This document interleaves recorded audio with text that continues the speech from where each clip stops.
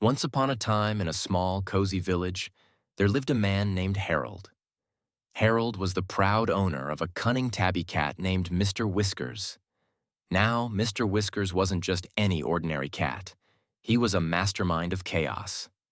One bright Saturday morning, Harold decided it was time to bake a pie. He had found a recipe for the world's best apple pie and was determined to impress his neighbors. He carefully gathered all the ingredients: flour, sugar, butter, apples, and, most importantly, a sprinkle of love. As Harold mixed the dough, Mr. Whiskers sat on the counter, watching intently with his sharp green eyes. But Harold, lost in his baking enthusiasm, failed to notice the cat slowly inching toward the bag of flour. With one mighty paw swipe, poof! The flour bag tipped over, and a white cloud engulfed the kitchen. Harold coughed and squinted through the mess. There sat Mr. Whiskers, looking smug, his fur now a ghostly shade of white. "Whiskers!" Harold yelled, but the cat was already off, leaving a trail of flour paw prints behind.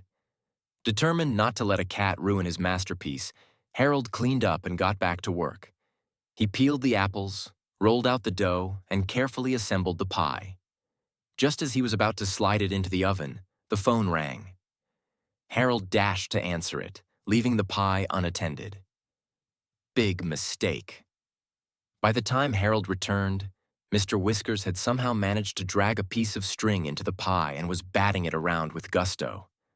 The pie, now a lumpy mess, looked more like a tragic casserole. "Oh, you little rascal," Harold groaned. But he was too exhausted to start over. Instead, he baked the pie anyway.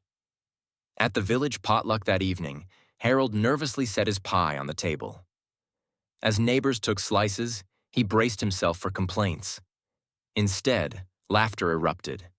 "Harold, this is the funniest pie I've ever eaten," Mrs. Jenkins said. "Is that a piece of yarn?" The pie, surprisingly, was a hit. People loved the story of Mr. Whiskers and his flour fiasco. In fact, Harold's stringy apple pie became a local legend, and he even won first prize at the village bake-off the next year. As for Mr. Whiskers, he sat proudly on Harold's lap that evening, purring contentedly, clearly convinced the victory was all thanks to him. And Harold? He knew better than to bake without keeping an eye on his mischievous sidekick.